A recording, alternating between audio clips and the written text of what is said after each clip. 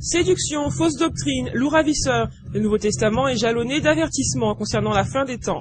Verset après verset, Jésus et les apôtres ont mis en garde contre l'apostasie, contre le danger de s'éloigner de la vérité et donc de Christ. Bien que ces mises en garde dans la Bible soient omniprésentes, la plupart des assemblées de nos jours cultivent une toute autre idée de ce que doit être la vie chrétienne de la fin des temps.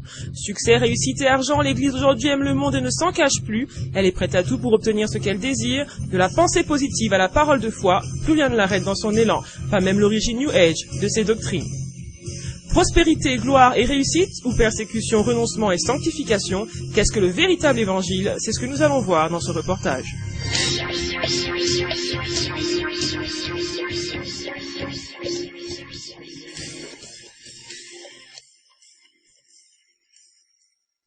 Pour mener nos investigations, nous porterons nos regards sur les sites chrétiens francophones parmi les plus visités tels que enseigne-moi.com. Là, nous étudierons minutieusement, vidéo à l'appui, les différentes doctrines en vogue dans les assemblées. Sans plus attendre, commençons avec Paris Centre Chrétien, où Dorothée Radia nous livre son approche toute particulière de la prophétie.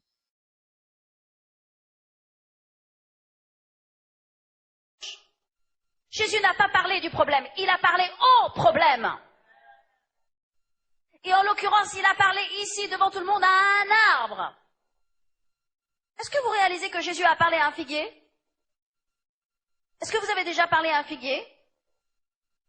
Est-ce que vous avez déjà parlé à votre porte-monnaie? Tant mieux. Est-ce que vous avez déjà parlé à vos greniers? Est-ce que vous avez déjà parlé à vos placards? Comprenez que c'est à cela que Jésus s'est adressé. Il a parlé à son problème. Le plan et la volonté de Dieu, c'est que vous soyez bénis. Le plan et la volonté de Dieu, c'est que vous soyez prospères. Le plan et la volonté de Dieu, c'est que vous soyez en bonne santé. Il n'y a pas besoin de poser des questions à ce sujet. Et donc, je vous dis le plus simplement possible, et je vous rappelle le plus simplement possible, que les situations se règlent en face à face. Est-ce que vous comprenez ce que je veux dire? Tant que vous parlez de votre problème, vous n'attaquez pas votre montagne. Vous parlez de votre problème, vous avez conscience de votre problème, vous priez parce que vous avez un problème. Dieu ne nous a pas dit que c'est comme ça qu'on résout les problèmes. Dieu nous a dit que l'on résout les problèmes en parlant aux problèmes, et on leur parle quoi? On leur parle la parole de Dieu, parce que Dieu soutient toutes choses par sa parole. On va faire un premier arrêt pour commenter ce qui a été dit. Deux choses doivent être signalées concernant le chrétien et le besoin.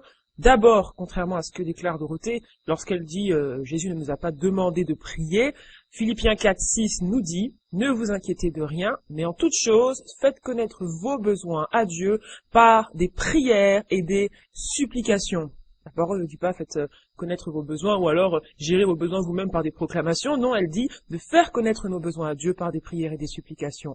Donc le chrétien qui est face aux besoins doit prier et non pas s'adresser aux problèmes. Ce n'est pas une doctrine qui est énoncée dans la parole de Dieu. Lorsque le chrétien s'adresse à son problème, il prétend de manière implicite pouvoir se passer de Dieu. Il a le pouvoir en lui-même, donc il n'a pas besoin de prier. Mais qu'a fait Jésus? Qu'ont fait les apôtres dans leur situation? Est-ce qu'ils ont parlé à leurs problèmes?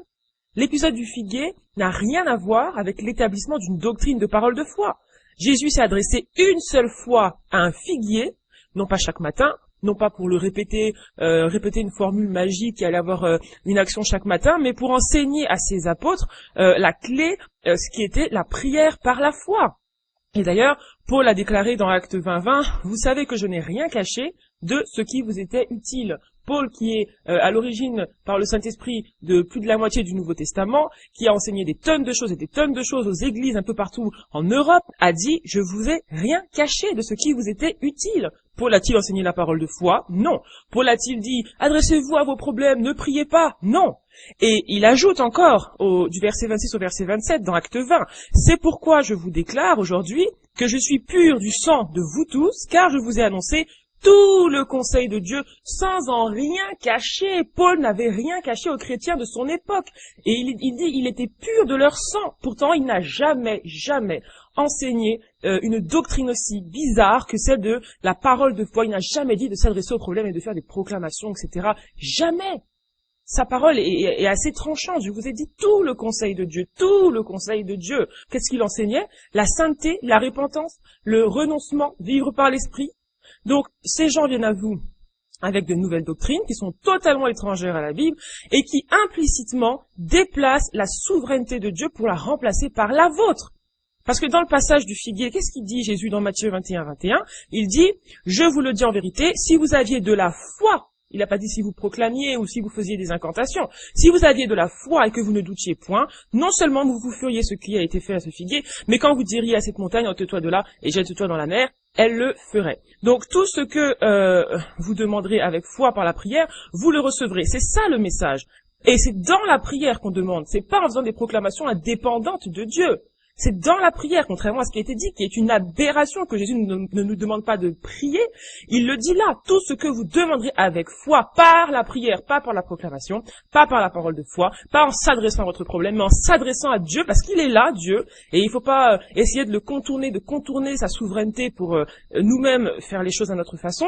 Donc ici, il dit ce que vous demanderez. Il n'a pas dit ce que vous commanderez, ce que vous ordonnerez, ce que vous proclamerez. Donc en proclamant quelque chose où on exige que notre propre volonté soit faite, on se passe de manière implicite de la volonté de Dieu. Et pour ce qui est de dire que la volonté de Dieu pour votre vie, c'est systématiquement que vous soyez bénis, prospères et en bonne santé, là aussi il y a un problème. Déjà, seul Dieu connaît le plan qu'il a pour vous. C'est pas une personne qui va venir vous dire c'est que vous soyez bénis, prospères, etc., même si elle prend au passage un verset biblique totalement sorti de son contexte. Dieu, lorsqu'il agit, c'est dans l'intérêt de son royaume, c'est pas dans l'intérêt personnel des individus. Donc, il a été dans l'intérêt du royaume de Dieu que Paul, par exemple, soit soumis à toutes sortes d'épreuves, de souffrances, de persécutions, à la famine, au fouet, etc. C'est Dieu qui l'a permis dans sa vie. Paul n'était pas en dehors de la volonté de Dieu, mais il a souffert. Est-ce qu'il a été béni selon le monde? Non. Est-ce qu'il a été prospère selon le monde? Non. Non. Donc, selon le monde et la vision du monde, la vie de Paul a été un total échec. Pas de femme, un travail modeste, fabricant de tentes, rejeté de la société. D'abord, on peut lire dans 2 Corinthiens 12, 10, il dit lui-même, c'est pourquoi je me plais dans les faiblesses, dans les outrages, dans les calamités, dans les persécutions, dans les détresses, pour Christ. C'est pour Christ que Paul a enduré tout cela, pour le royaume de Dieu. Donc la volonté de Dieu dans notre vie, il est la seule à la connaître et ça va toujours aller dans l'intérêt du royaume. Les apôtres aussi ont été exposés à toutes sortes d'épreuves pour le royaume. Pour ce qui concerne les besoins du chrétien, Matthieu 6, du verset 25 au verset 34 est clair. Ne vous inquiétez pas pour votre vie, de ce que vous mangerez, ni pour votre corps, de quoi vous serez vêtus. La vie n'est-elle pas plus que la nourriture et le corps plus que le vêtement? Ne vous inquiétez donc point, et ne dites pas que mangerons-nous, que boirons-nous, de quoi serons-nous vêtus, car toutes ces choses, ce sont les païens qui les recherchent. Les païens. Votre Père Céleste sait que vous en avez besoin. Cherchez donc premièrement le royaume et la justice de Dieu. Et toutes ces choses vous seront données par-dessus. On n'a pas dit, c'est en proclamant que ces choses vous seront données par-dessus.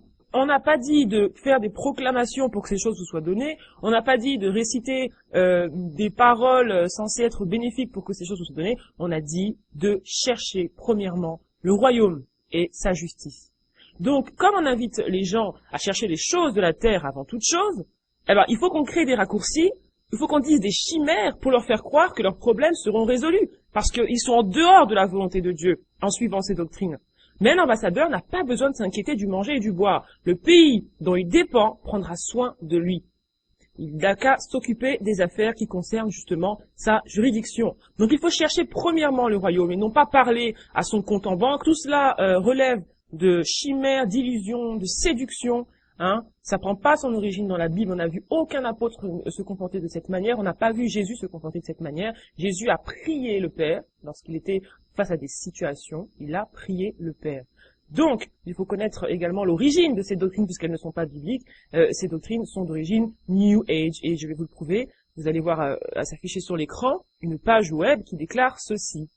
Et quelle est la doctrine enseignée? Le pouvoir de la proclamation, des affirmations que l'on fait, comment ce que l'on dit peut avoir une influence directe sur notre réalité, avec en prime des exemples de proclamations, d'affirmations que l'adepte New Age doit faire dans le domaine des finances pour être dans l'abondance, dans le domaine de la santé, de l'amour, etc.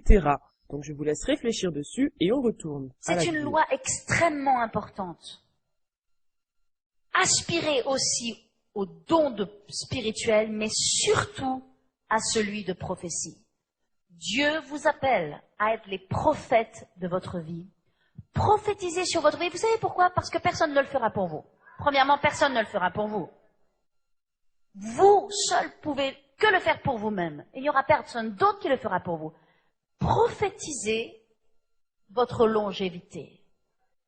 Prophétisez votre bonne santé. Prophétisez votre guérison. Prophétisez votre succès. Prophétisez le succès de vos enfants. Prophétisez que vos enfants, même depuis le berceau commencez, que vos enfants proclameront les oracles de l'Éternel, qu'ils iront de terre en terre et de nation en nation, qu'ils seront à la tête, qu'ils seront chefs de gouvernement, que la sagesse de Dieu sera sur leur vie. Je crois que nous sommes tous appelés à prophétiser. Et je vais vous dire ce que c'est que prophétiser. Prophétiser, c'est proclamer. Nous ne sommes pas tous appelés, à moins que nous ayons un don prophétique, pour aller voir quelqu'un, un frère, une sœur, ou quelqu'un d'un converti dans le monde, et pour lui dire, « Oh toi, je vois que dans ta vie, il y a ceci ou cela. » Moi, je ne parle pas de ce genre de prophétie. Je vous dis, nous sommes tous appelés à prophétiser, parce qu'il y a de la puissance dans la prophétie, et la prophétie dont je parle, c'est une proclamation. En fait, nous sommes tous appelés à prophétiser sur nos situations. Vous êtes le prophète de votre vie. Hallelujah. Vous n'êtes pas le prophète de la vie des autres. Hein? Vous n'êtes pas en train de faire l'inventaire. Dieu ne vous appelle pas à faire l'inventaire de tout ce qui ne va pas dans la vie de votre voisin. Mais par contre, Dieu vous appelle à être le prophète de votre propre vie et à prophétiser et à proclamer la parole de Dieu sur vos vies et sur vos situations. Est-ce que vous m'entendez ce soir? Je prie que vous m'entendiez. Je prie que vous entendiez la voix de l'Éternel vous parler. Parce que beaucoup de personnes, vous êtes là ici, vous avez des problèmes. Vous venez peut-être à l'imposition des mains, mais vous ne faites pas ce que Dieu vous demande. Mais lorsque vous allez commencer à faire fermement, avec stabilité, avec persévérance, ce que Dieu vous demande, et ce que je suis en train de vous dire donc, vous allez voir du changement. Ça va prendre 1 mois, ça va prendre 2 mois, ça va prendre 3 mois ou ça va prendre 6 mois. Mais il y a une puissance dans votre bouche parce que la Bible dit que la vie et la mort sont au pouvoir de votre langue. Votre langue peut tuer et votre langue peut donner la vie. Vous avez le droit d'interdire à la mort de vous toucher. Vous avez le droit d'ordonner à la vie d'entrer dans votre vie. Il y a la vie et la mort au pouvoir de votre langue. Votre langue a du pouvoir. Votre langue a de la puissance. Vous devez façonner votre monde avec vos paroles. Vous devez modeler votre monde avec vos mots. Vous faites de votre monde ce que vous voulez avec vos paroles. C'est la puissance que Dieu nous a donnée. Maintenant, c'est la... Soyez les prophètes de votre vie. Prophétisez sur votre avenir. Prophétisez sur votre mariage. Prophétisez sur votre vie. Hallelujah. Prophétisez ce que vous voulez. Comprenez? Il n'y a pas plus simple, mais il faut le faire. Ossements desséchés, écoute la parole de l'Éternel. Ainsi parle le Seigneur l'Éternel à ses os. Voici, je vais faire entrer en vous un esprit. Qu'est-ce que vous devez dire à vos situations? Voici, l'Esprit de Dieu entre dans ma situation. La vie de Dieu entre dans mon corps. La vie de Dieu entre dans mes finances. L'abondance de Dieu entre. Etc., etc., etc. Est-ce que vous comprenez? Prenez un livre, prenez un cahier, écrivez ce que vous voulez dans ce cahier. Et le matin, lorsque vous l'ouvrez, c'est pas difficile d'avoir des victoires en Dieu. Le matin, lorsque vous l'ouvrez, vous le déclarez, vous vous enfermez dans les toilettes, Vous vous enfermez dans votre chambre, ou vous enfermez dans la salle de bain, ou vous allez tout seul dans le salon, mais vous prenez votre livre et vous dites ce que vous voulez. Le matin en vous levant et le soir en vous couchant. Faites ça 2 fois par jour. Vous allez voir en combien de temps votre montagne va être détruite. Alors le prophète Ézéchiel dit, je prophétisais alors selon l'ordre que j'avais reçu. Et comme je prophétisais, et comme je prophétisais, et comme je prophétisais, et comme je prophétisais, et comme je prophétisais, alors que j'étais en train de prophétiser, alors que je proclamais sans me décourager, alors que je restais ferme sur la parole de Dieu, alors que je persévérais en fonction, sans me préoccuper des circonstances et de ce qui se passait, de ce que je voyais, alors que je prophétisais, j'ai entendu un bruit. Wouh! Il y eut un bruit dans cette vallée morte d'ossements morts. Il y eut un bruit et voici il se fit un mouvement. Les os s'approchèrent les uns des autres. Je regardai et voici, il leur vint des nerfs, la chair crut tout ce qu'il avait prophétisé a commencé à s'accomplir. Alléluia! Et la chair vint, les nerfs vint, la peau couvrit par-dessus. Alléluia! Etc., etc. Et vous lirez toute la fin du chapitre. Et ce fut une grande armée. Et ce fut une armée redoutable qui s'est levée. Mes amis, vous êtes le prophète de votre vie. Vous façonnez votre monde par vos paroles. Dieu vous a donné sa parole puissante et surnaturelle. C'est cette même parole qui est là, qui a construit et qui a bâti le monde. Mettez votre foi dans la parole de Dieu et pratiquez la parole de Dieu. Et vous aurez ce que vous voudrez. Alléluia! Applaudissons le Seigneur ce soir.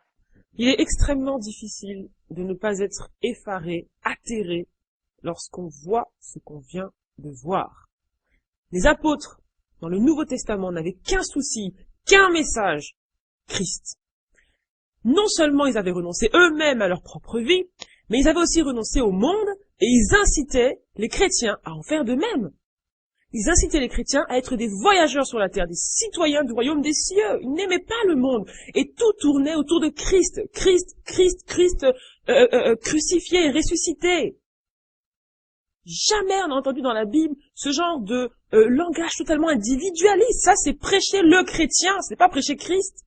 Où est-ce que Christ a été prêché? Dans quel fragment vous avez pu entendre Christ être élevé, exalté? Ici, Christ est un simple serviteur. Je veux. Ce que je veux. Mais vous vous en rendez compte? Prophétisez ce que vous voulez et non pas ce que Dieu veut. Alors, on va reprendre les passages qui ont été cités parce que non seulement ces passages sont pris à tort et à travers, mais en plus, ils dénoncent eux-mêmes ce qui vient d'être dit.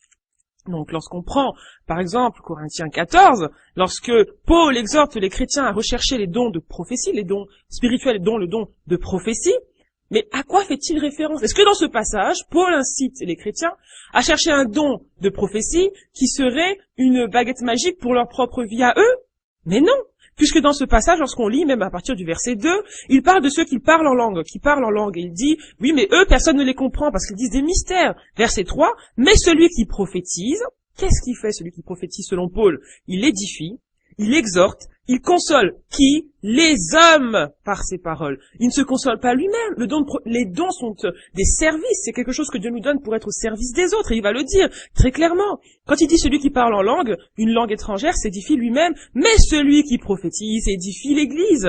C'est pour ça qu'il dit plus loin que celui qui parle en langue est plus petit que celui qui prophétise. Puisque celui qui prophétise, il agit dans l'intérêt commun. Verset 5, je souhaite que vous parliez tous des langues, mais surtout que vous prophétisiez, car celui qui prophétise est plus grand que celui qui parle des langues, à moins qu'il ne les interprète afin que l'Église en reçoive l'édification. Paul, son seul souci, c'était que l'Église soit édifiée. Pas un individu, c'était pas de l'égoïsme, de l'égocentrisme, de l'individualisme repackagé et labellisé chrétien, c'était vraiment pour l'édification. Verset 12. Puisque vous désirez avec ardeur les dons spirituels, cherchez à en avoir abondamment pour l'édification de l'Église.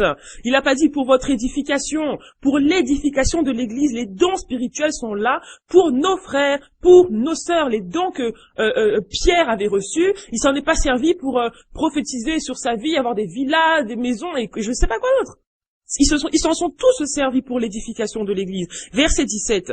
Quand il parle du parler en langue, il dit, il est vrai que tes actions de grâce sont excellentes, mais les autres n'en sont pas édifiés. Et pour Paul, c'était un problème. C'est pour ça qu'il dit, ceux qui parlent en langue, s'il n'y a pas d'interprétation, qu'on se taise dans l'église. Parce que tout ce qu'on doit faire doit être fait dans l'église pour l'édification des autres. Il dit, j'aime mieux prononcer dans l'église 5 paroles par mon intelligence, afin d'instruire aussi les autres, que 10 000 paroles dans une langue inconnue. Et verset 14, si tous prophétisent, qu'il entraîne un incrédule ou un ignorant, il est convaincu par tous, il est jugé par tous, etc. Je me demande comment on peut se servir de ce passage pour prêcher l'individualisme, pour prêcher l'égoïsme, alors que tout dans ce passage fait référence à l'édification commune. Lorsqu'il parle du mondain qui va rentrer dans une assemblée, il dit que par la prophétie, son cœur, les secrets de son cœur seront manifestés, et que en se prosternant la face contre terre, il adorera Dieu et publiera que Dieu est véritablement au milieu de vous. Vous voyez, il parle de l'édification, mais il va le dire plus clairement au verset 26. Que faut-il donc faire lorsque vous vous assemblez? Chacun a-t-il un cantique ou une instruction, une langue étrangère, une révélation, une interprétation? Que tout se fasse pour l'édification. Mais là, on fait son petit marché dans la Bible, on prend un verset par là, un verset par-ci, on en fait tout un mélange qui finalement n'a plus rien à voir avec la cohérence du Nouveau Testament, avec la cohérence de la parole de Dieu. Plus aucun, parce que tout ce passage dont il parle fait référence à l'édification de nos frères et de nos sœurs qui sont à côté de nous. Pourtant, j'ai entendu que personne ne prophétisera sur votre vie, vous n'êtes pas appelés à prophétiser. Des choses que Paul ne dit pas là. La prophétie, il n'y a pas différents types de prophéties. Il n'y a pas une prophétie, ainsi parle le Seigneur dans la vie des autres, et une prophétie pour nous le matin quand on se réveille, dans son petit cahier, on prophétise cela, on prophétise ceci. Ça, c'est pas dans la parole, c'est un ajout. Et dans Ézéchiel, c'est pareil, lorsqu'on prend l'exemple d'Ézéchiel 37, ça a été mentionné. De quoi? Mais on ne dit pas le contexte dans lequel ces paroles ont été dites. Ézéchiel n'a pas prophétisé sur sa propre vie. Il s'est pas réveillé à 6 heures du matin pour dire, je prophétise que dans ma vie, les eaux desséchées vont reprendre vie. Ézéchiel, il est dans quel contexte? Il est prophète pour Israël. Israël est dispersé dans les nations. Israël est sans espoir. D'ailleurs, c'est dit au verset 11 d'Ézéchiel 37, « Fils de l'homme, ces eaux, c'est toute la maison d'Israël. Voici, ils disent, nos eaux sont devenues secs, notre espérance est perdue, c'en est fait de nous. » Là, Israël, c'était tout un peuple qui était dans la détresse. Et il dit, « Je vous ferai rentrer dans le pays d'Israël. » Dieu prophétise que Israël va retourner sur ces terres. Verset 21, ainsi dit le Seigneur, « Voici, je vais prendre les enfants d'Israël du milieu des nations où ils sont allés, et je les rassemblerai de toutes parts. » Ce passage ne parle pas de la vie d'Ézéchiel. Donc ce qu'elle prend comme exemple n'est même pas avéré dans la vie d'Ézéchiel. Il n'a pas prophétisé sur sa vie. Il a prophétisé sur la vie de sa nation. Et il n'a pas dit, je prophétise ce que je veux. C'était selon l'ordre de l'Éternel qu'il prophétisait. Il a pas dit ainsi parle Ézéchiel, je prophétise les finances, l'abondance. Il a dit ainsi parle l'Éternel et il a prophétisé ce que Dieu voulait. Il faut prophétiser ce que Dieu veut. La prophétie, c'est parler sous inspiration divine, c'est pas parler sous inspiration charnelle, c'est pas réaliser ses rêves de gloire en disant des incantations le matin en se réveillant. Ça n'a strictement plus rien à voir. Si vous relisez Ézéchiel 37, si vous relisez Corinthiens, vous allez voir que tout parle de l'édification. Dans Ézéchiel était un prophète qui a édifié son peuple en prophétisant sous l'inspiration divine. Donc là, il y a une distorsion grave de ce que c'est que la prophétie. C'est pas ça la prophétie. La prophétie, c'est au service des autres. Les 5 ministères sont 5 services pour les autres. C'est des services que l'on rend pour Dieu à l'Église. Ça n'a rien à voir avec une auto-édification, avec une auto-satisfaction. Ça, c'est de l'individualisme. C'est pas le parfum de la parole de Dieu. Lorsque ça devient centré sur le chrétien plutôt que sur Christ, ce n'est plus le parfum de la parole de Dieu. Donc, pour finir, ouvrez les yeux, mes frères et mes sœurs. Dieu n'est pas là pour faire notre volonté. C'est nous qui devons faire la sienne. Jésus a dit, Père, non pas ma volonté, mais la tienne. Et nous ne sommes pas plus grands que notre Maître. Voilà ce que nous pouvions dire sur l'Assemblée Paris Centre Chrétien. Ce que le Seigneur fait, c'est appeler à la repentance. Il n'est pas venu pour condamner, mais pour sauver. Mais pour que les gens soient sauvés, il faut déjà qu'ils entendent le véritable évangile et qu'ils se répandent et remettent Dieu à sa véritable place, qui est celle de Dieu souverain. Maintenant, nous allons nous intéresser à l'Assemblée ICC, d'abord en image. Est-ce que tu peux regarder à quelqu'un à côté de toi, à gauche et à droite, et lui dire simplement, c'est bien de contempler un modèle original.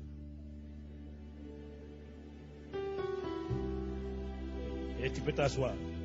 Je crois qu'il y a quelqu'un qui ne t'a pas encore entendu, alors dis à quelqu'un qui est devant, derrière, ou je ne sais où, mais en tout cas, dis à quelqu'un, c'est beau de contempler un original.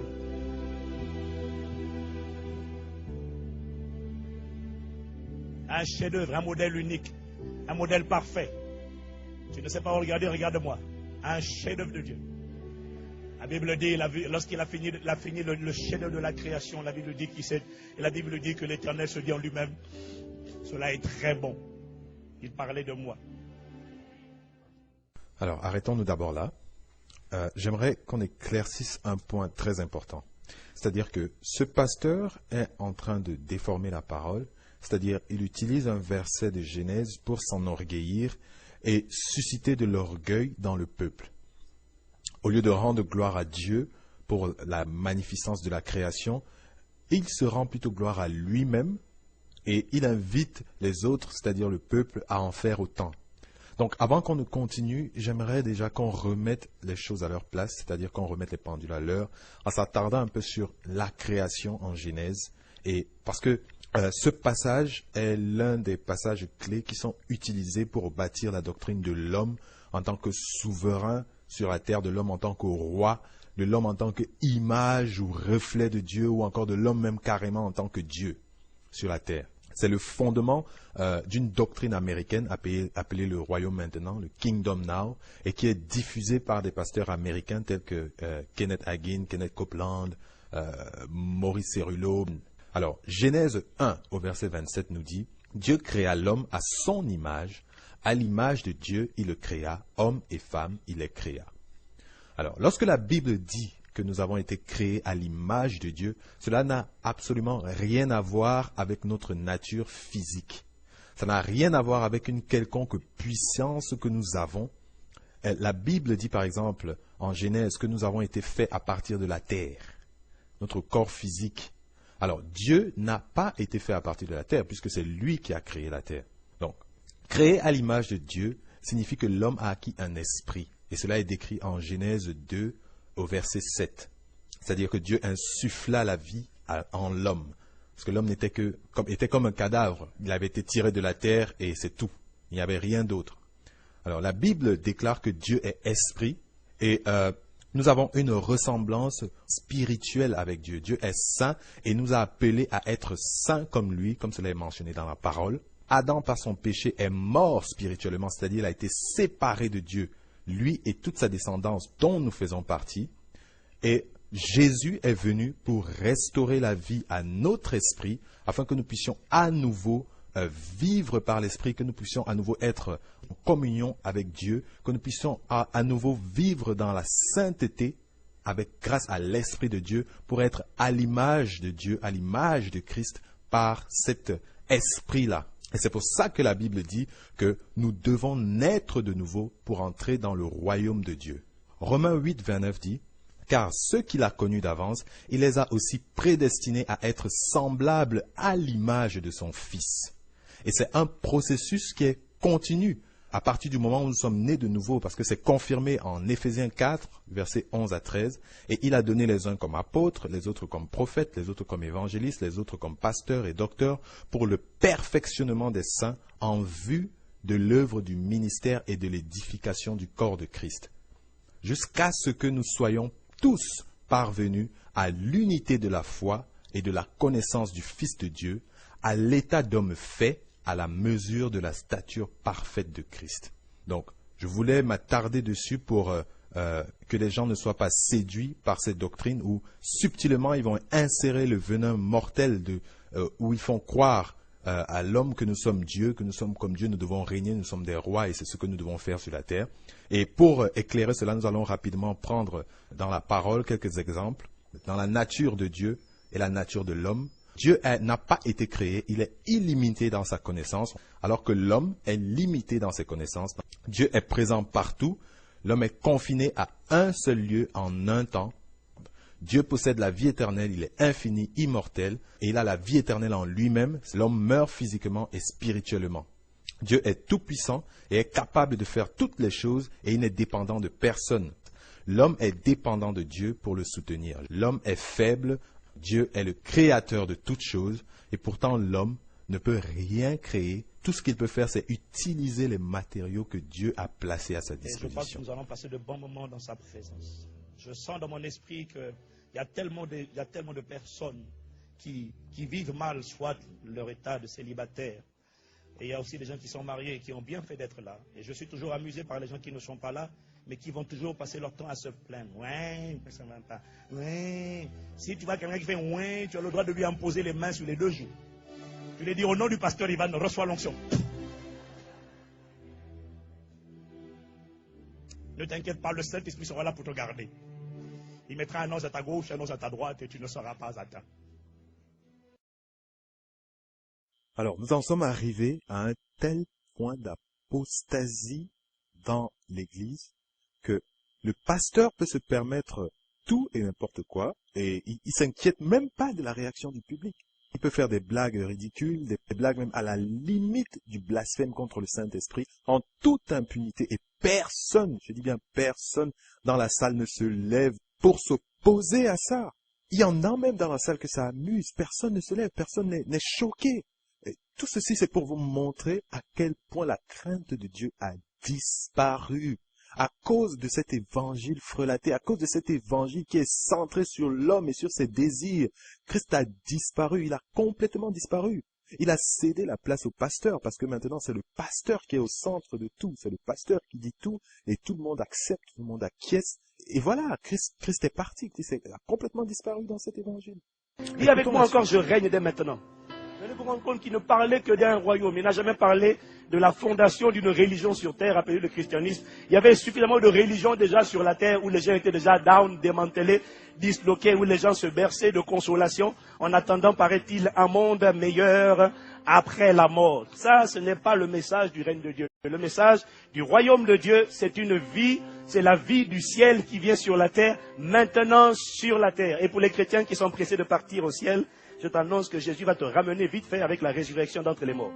Donc au final, c'est sur la terre que nous allons régner. La Bible nous dit dans Psaume 115, verset 15 à 16, que les cieux sont les cieux de l'Éternel et il a donné la terre aux êtres humains.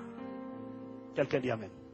Tant que tu ne te perçois pas comme un roi, je ne dis pas tant que tu ne récites pas le roi, que tu es roi.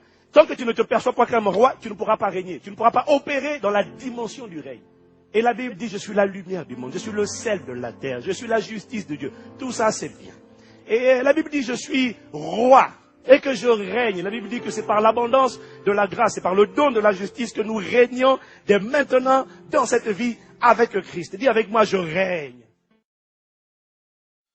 Alors, le pasteur Ivan a fait dans cet extrait des affirmations les plus dangereuses qu'on puisse faire contre l'évangile. C'est-à-dire, il empêche les chrétiens de désirer le royaume à venir. Il veut complètement détourner leur regard de Christ et du royaume de Dieu, du royaume des cieux, pour les maintenir liés et attachés à la terre. Tout est fait pour nous maintenir à la terre, malgré les innombrables avertissements de Jésus-Christ, de Paul, de Pierre, de Jean. Et il va même jusqu'à jeter ironiquement le discrédit sur les chrétiens qui attendent le royaume des cieux.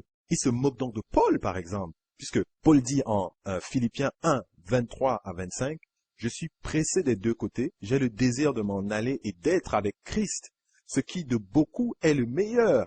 Mais à cause de vous, il est nécessaire que je demeure dans la chair et je suis persuadé que je demeurerai et que je resterai avec vous pour votre avancement et pour votre joie dans la foi. » Pour lui, il voulait quitter cette terre et aller avec Christ, mais en même temps, il voulait rester parce qu'il voulait affermir les autres et non parce qu'il voulait régner et non parce qu'il avait une destinée de roi ou je ne sais quoi.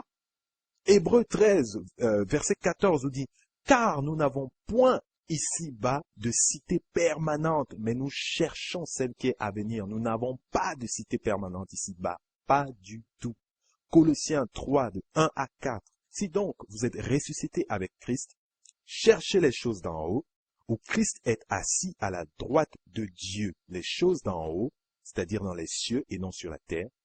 Affectionnez-vous aux choses d'en haut et non à celles qui sont sur la terre. Car vous êtes morts et votre vie est cachée avec Christ en Dieu. Quand Christ, votre vie, paraîtra, alors et seulement alors, vous paraîtrez aussi avec lui dans la gloire. Jésus lui-même a dit dans Jean, chapitre 18, au verset 36, « Mon royaume n'est pas de ce monde. Si mon royaume était de ce monde, mes serviteurs auraient combattu pour moi, afin que je ne fusse pas livré aux Juifs. Mais maintenant, je vous dis, mon royaume n'est point d'ici-bas. » Alors, le royaume de Jésus n'est pas ici-bas, il l'a dit et redit. Mon royaume n'est pas ici-bas. Alors, si le royaume de Jésus n'est pas ici-bas, à qui appartient ce royaume? La Bible déclare en 1 Jean 5, verset 19, « Nous savons que nous sommes de Dieu et le monde entier est sous l'emprise du malin. Satan, qui est encore appelé le prince de ce monde, est bien celui qui règne sur la terre. » On peut voir en 2 Corinthiens 4, versets 3 à 4, « Si notre évangile est encore voilé, il est voilé pour ceux qui périssent, pour les incrédules, dont le Dieu de ce siècle a aveuglé l'intelligence. » Satan est ici appelé le Dieu de ce siècle. Et c'est Paul qui l'appelle ainsi bien après la résurrection de Jésus. C'est pour vous dire que même après la résurrection de Jésus, Satan continue à agir comme étant le Dieu de ce siècle.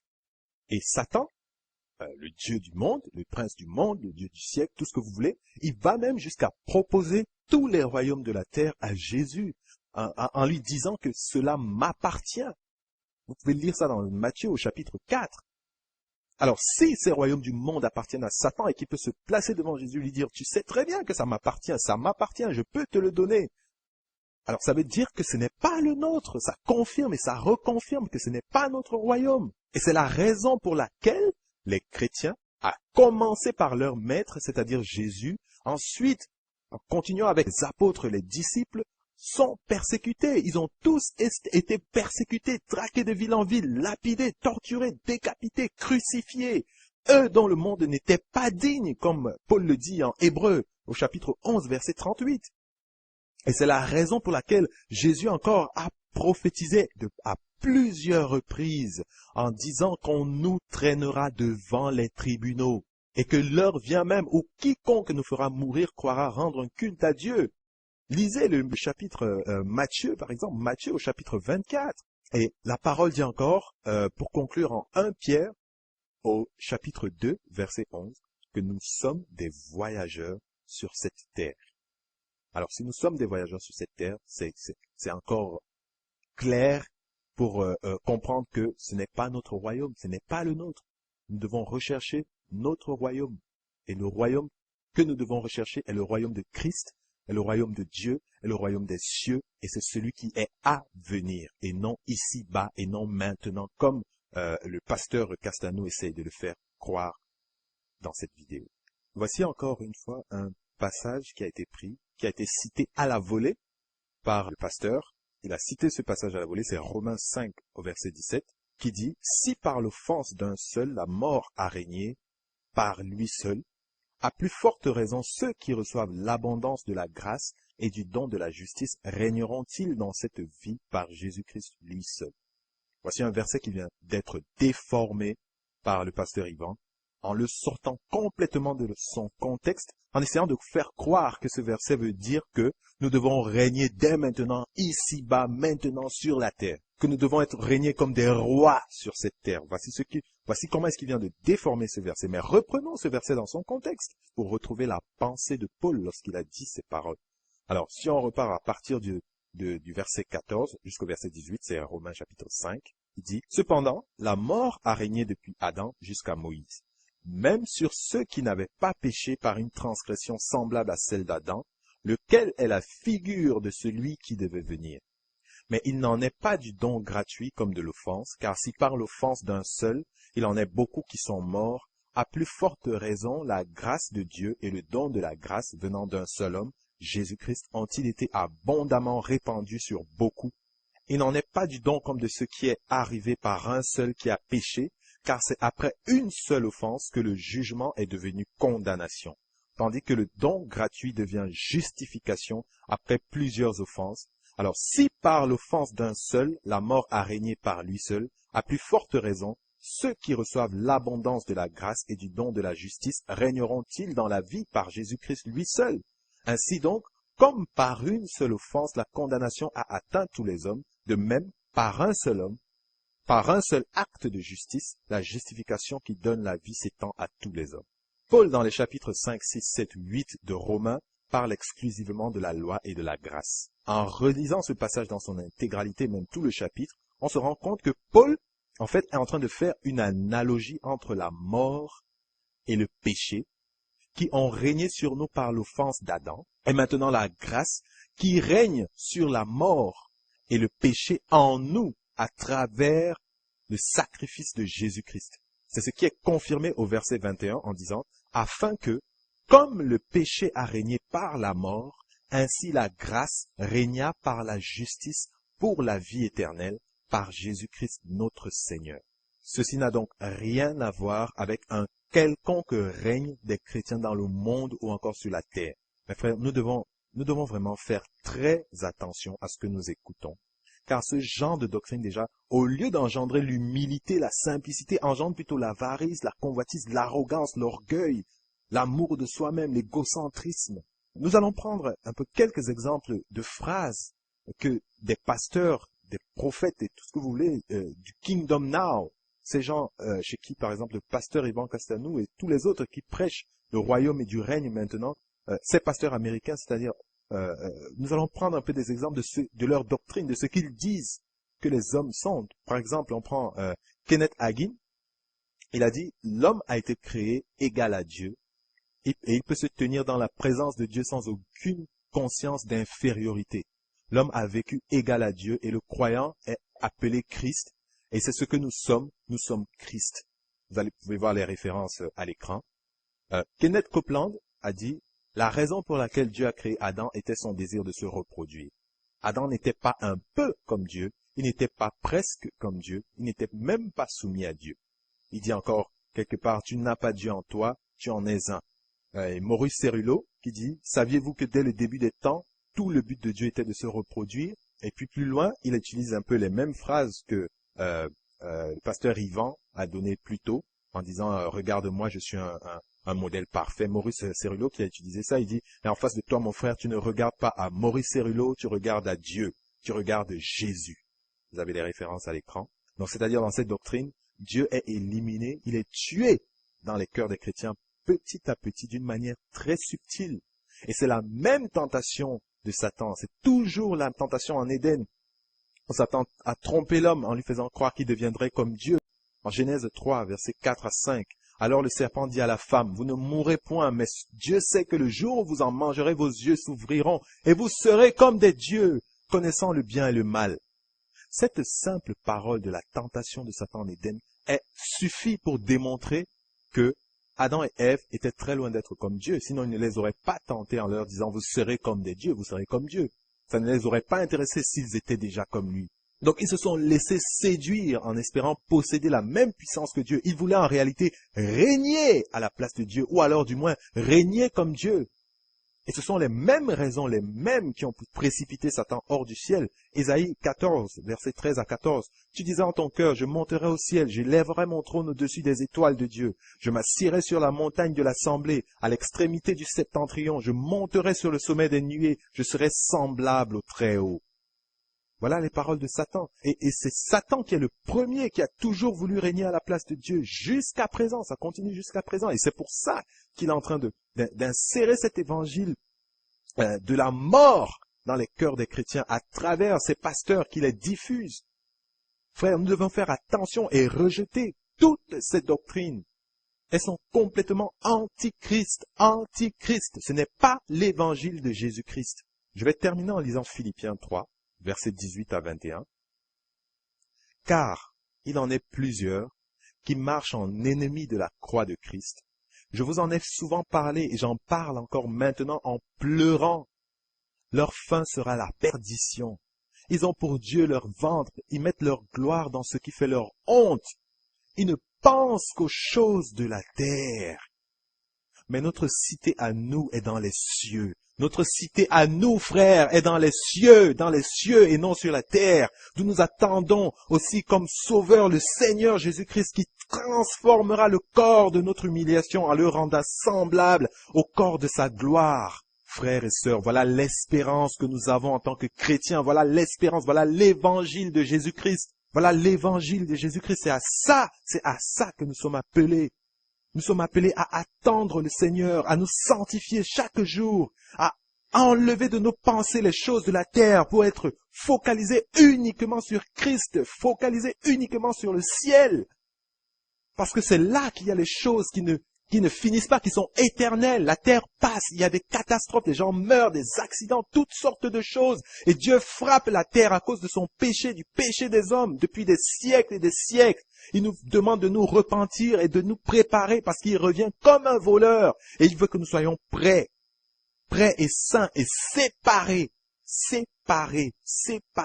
Saint signifie séparer. Nous devons nous séparer du monde, séparer de toutes ces choses, car elles sont vouées à la perdition. Alors voilà ce qu'on pouvait dire pour cette vidéo. Vous devez d'abord commencer le travail au niveau de la pensée. Comment entrer dans une vie de succès, de réussite et de victoire? D'abord, il faut avoir les pensées appropriées. Ensuite, il faut avoir les paroles appropriées. Et enfin, il faut avoir les actes appropriés. Pensée, parole, action. Pensée, parole, action.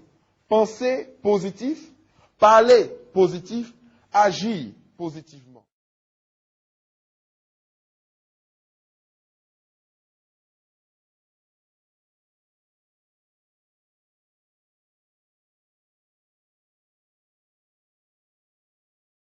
Il dit, car tu te répandras à droite et à gauche. Tu vas te multiplier. Tu vas te multiplier. Notre Dieu est le Dieu de la multiplication. Il est le Dieu de l'abondance. Le diable, lui, il vient pour pouvoir soustraire, pour pouvoir diviser. Mais Dieu, lui, il vient pour ajouter et pour multiplier. Nous devons nous élargir. Nous devons chercher à nous développer. Nous devons rechercher le succès. Nous devons rechercher la réussite. Dieu ici est en train de dire, recherche le succès, recherche la réussite, recherche le développement, développe-toi. Un passage de l'Évangile dit ceci, que celui qui veut garder sa vie la perdra, mais celui qui la perd à cause de moi la retrouvera. Il ne faut pas se mettre dans une position où on essaie de garder le peu qu'on a. Il faut se mettre dans une position où on essaie toujours de conquérir et de gagner et d'accroître ce qu'on a. C'est la meilleure manière de combattre. Parce que si vous vous concentrez sur le fait de conserver le peu que vous avez, vous allez le perdre. Mais si vous vous concentrez plutôt sur le fait d'accroître ce que vous avez, au pire des cas, vous allez conserver ce que vous aviez. Joseph était un homme de succès. Vous prenez Néhémie, qui a rebâti, qui a bâti des villes, était un homme de succès. Vous avez Abraham. La Bible dit qu'il était riche, qu'il était très riche en or, en argent. Abraham était aussi puissant que des rois. Un individu, sa maison était aussi puissante que des royaumes, que des États. Abraham devait parcourir des kilomètres et des kilomètres dans sa propriété. Il avait des centaines d'esclaves, des centaines de personnes à son service. Abraham était riche, mais Abraham était néanmoins l'ami de Dieu. Vous avez l'apôtre Paul, qui était un homme qui a eu du succès, qui a eu de la réussite. Pourquoi? Parce qu'il a influencé toute l'Europe. Ils disent que la réussite n'est pas spirituelle. On pense que l'humilité égale pauvreté. Alors que les Écritures sont remplies de personnes qui ont du succès. Lorsque vous voyez la vie de Joseph, c'est quelqu'un qui a eu du succès. On l'a mis raisons pour lesquelles beaucoup de personnes ne réussissent pas. La première raison, c'est que ces personnes-là se méfient du succès. Il y a beaucoup de personnes qui se méfient du succès. Ils se méfient de la réussite. Parce que on a enseigné à beaucoup de personnes que la réussite ou le succès ou l'argent était la racine de tous les maux. Et que ceux qui sont riches, ceux qui ont du succès, ou ceux qui prospèrent, sont des gens qui sont condamnés à aller en enfer. Et que pour pouvoir être heureux sur la terre, il faut être pour le message qui n'est pas corruptible, qui ne change pas, qui est éternel, qui est le même pour les noirs, pour les blancs, pour les rouges, pour les bleus, qui transforme et qui change la vie, qui nous apporte la vie, qui nous apporte la paix, qui nous apporte la joie, qui nous apporte l'amour, qui nous apporte la prospérité, qui nous apporte l'élévation, qui nous apporte la multiplication et qui permet que nous ayons la carrure nécessaire pour pouvoir influencer tous les gens avec qui nous allons être. Comment nous recevons ces bénédictions-là? À travers notre travail et à travers nos efforts. Et ce n'est pas un péché de s'enrichir, de se multiplier et de se développer, de développer ses activités, d'avoir des succursales partout dans le monde. Ce n'est pas un péché. Il faut qu'il y ait des personnes qui soient capables de pouvoir louer des stades pour la gloire de Dieu. Des personnes qui soient capables de pouvoir prendre les plus grands hôtels et louer toutes les chambres, toutes les salles de conférence et le réserver seulement pour que des personnes viennent de partout dans le monde, avoir des séminaires d'enseignement, des temps de prière, des temps de retraite et dans des bonnes conditions. Il y a une chose qui est certaine lorsqu'on regarde ces vidéos, c'est que cet évangile n'a plus rien à voir avec le Nouveau Testament. Ce qui préoccupe les hommes ici, ce n'est plus Christ, ce n'est plus de prêcher Christ aux perdus. Ces personnes ne soupirent pas après la sainteté, après la volonté de Dieu, après le salut des hommes. Ce qui les intéresse, c'est ce qui intéresse les mondains, les perdus qui sont aveuglés par le prince de ce monde, c'est-à-dire le succès, l'élévation, la prospérité et autres vanités. Les chrétiens de la Bible n'ont pas recherché ces choses. Le chrétien réveillé en cette fin des temps est loin de désirer ces choses. Il se prépare à l'enlèvement, dans la prière, dans la sanctification. Il travaille à son salut avec crainte et tremblement, comme nous le demande la parole. Il regarde les choses du monde comme de la boue. Il a les yeux rivés sur Christ.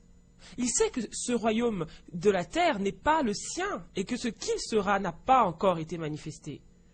Est-ce que vous pouvez me donner des passages du Nouveau Testament qui encouragent les chrétiens à rechercher le succès, à rechercher l'élévation, à se développer, à se multiplier, la prospérité et toutes ces choses?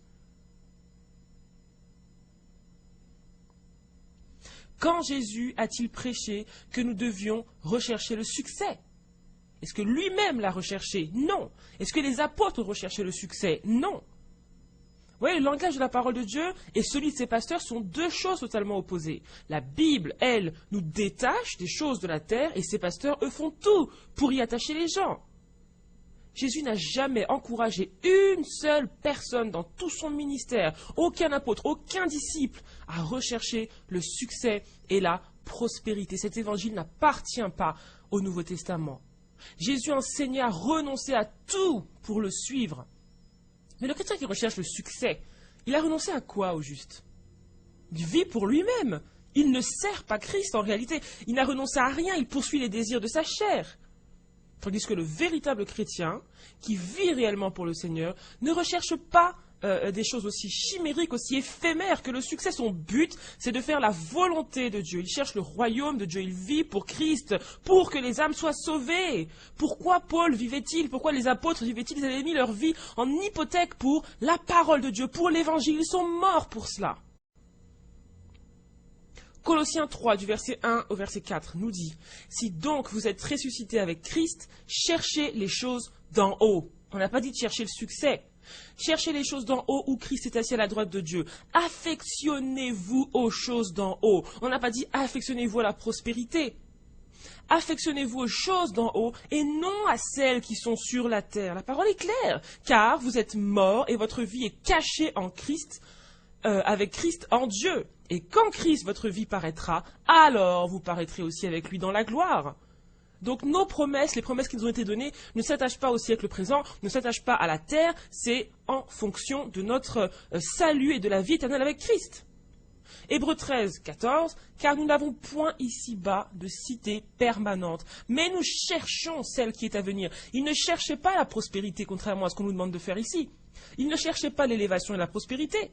Il ne cherchait pas le succès. Il cherchait quoi? Il cherchait leur cité permanente qui est le royaume de Dieu.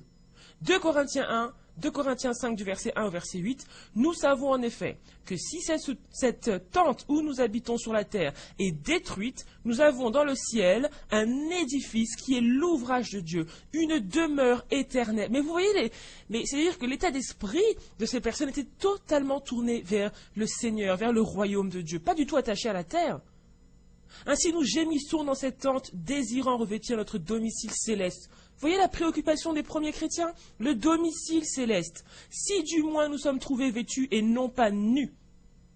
Car tandis que nous sommes dans cette tente, nous gémissons, accablés, parce que nous voulons, non pas nous dépouiller, mais nous revêtir afin que ce qui est mortel soit englouti par la vie.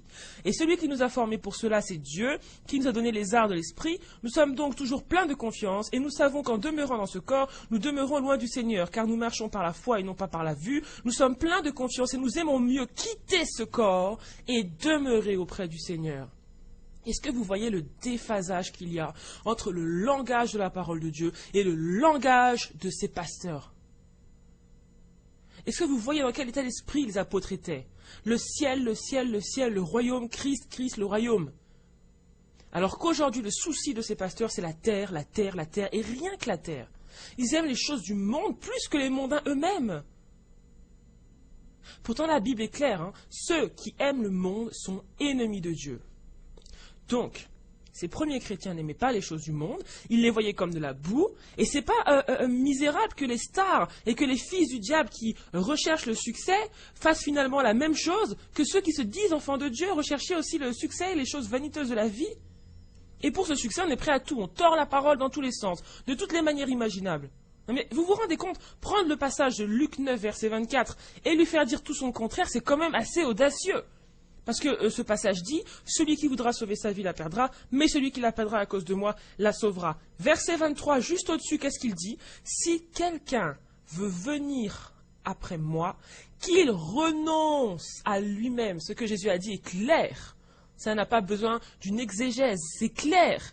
Qu'il se charge chaque jour de sa croix et qu'il me suive, car celui qui voudra sauver sa vie. Donc c'est une conséquence, et ce qui a été dit avant est primordial pour comprendre ce passage. Il faut renoncer à soi-même, parce que si on ne le fait pas, eh ben celui qui voudra sauver sa vie, celui qui voudra sauver son confort, celui qui voudra sauver ses intérêts, les perdra. Celui qui voudra la gloire, celui qui voudra le succès au lieu de suivre Christ sur le chemin étroit, perdra tout. Mais celui qui renoncera à tout pour Christ, celui qui va renoncer à ses ambitions, à ses projets personnels, gagnera sa vie. Donc cet homme est en train de prêcher un faux évangile. Lorsque Jésus a parlé à l'homme qui avait beaucoup de biens, et qui lui a dit « Vends tout et suis-moi », il n'a pas dit à l'homme « Multiplie-toi ». Développe-toi et suis-moi. Il lui a pas dit élargis l'espace de ta tente et ensuite suis-moi. Il lui a dit vends tout, c'est-à-dire renonce à tout et suis-moi. C'était l'évangile de Jésus. Donc Jésus, par son action, atteste que ce que ce pasteur est en train de dire est un mensonge intégral. Sinon lui-même, le Seigneur, aurait dit à cet homme, pour me suivre, il faut t'élargir, te multiplier, autrement tu perdras ta vie parce que tu n'auras pas vu plus haut. Pourquoi Jésus lui-même n'a pas cherché à se développer? Pourquoi il n'a pas cherché à élargir ce qu'il avait, à aller plus loin? Est-ce qu'il va lui demander de faire quelque chose que lui-même n'a pas fait? Donc je vous le dis, cet évangile est une mascarade flagrante pour tous ceux qui lisent les Écritures.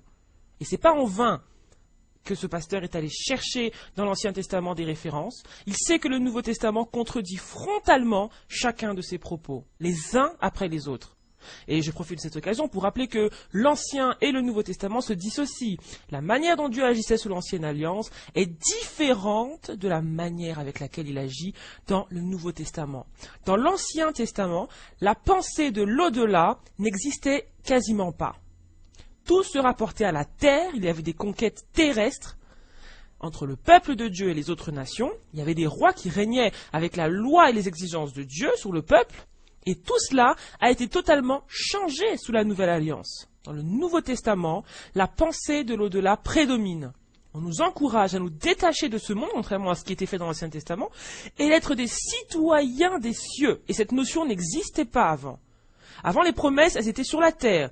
Maintenant, les promesses sont faites sur l'au-delà, non plus sur le siècle présent. Donc prendre l'exemple d'Abraham, de Salomon, de Joseph, je ne sais plus qui, c'est totalement déplacé, parce que dans le Nouveau Testament, il n'y a plus d'exemples comme cela, de gens qui ont connu cette élévation, cette prospérité, qui ont régné sur la terre. Où sont ces exemples dans le Nouveau Testament? Lequel des apôtres? Jésus lui-même? Non. Donc comment peut-on dire que Paul a eu du succès quand on sait tout ce que cet homme a enduré pour l'Évangile? Il a été lapidé, traîné en prison plusieurs fois, fouetté plusieurs fois, il a été en péril sur les mers, et lui-même se décrivait comme la balayure du monde, le rebut de l'humanité. Et ça, c'est vraiment l'opposé du succès. On est d'accord. Il a prêché l'évangile en Europe, et c'est cet évangile qui a eu des percées, pas lui. Lui, il a fini tué à cause de son appel. Aux yeux des standards mondains, sa vie était un échec. Il avait renoncé à tout pour Christ. Il avait renoncé au confort de sa position de pharisien, parce qu'à l'époque où il persécutait les chrétiens, il était confortable. En restant dans cette position, il aurait peut-être eu du succès, mais quand Christ s'est révélé à lui, eh bien, il est devenu une proie à abattre. Il a tout perdu pour Christ, tous ses honneurs. Il est devenu un moins que rien aux yeux des hommes. Et c'est pas ça que moi j'appelle le succès.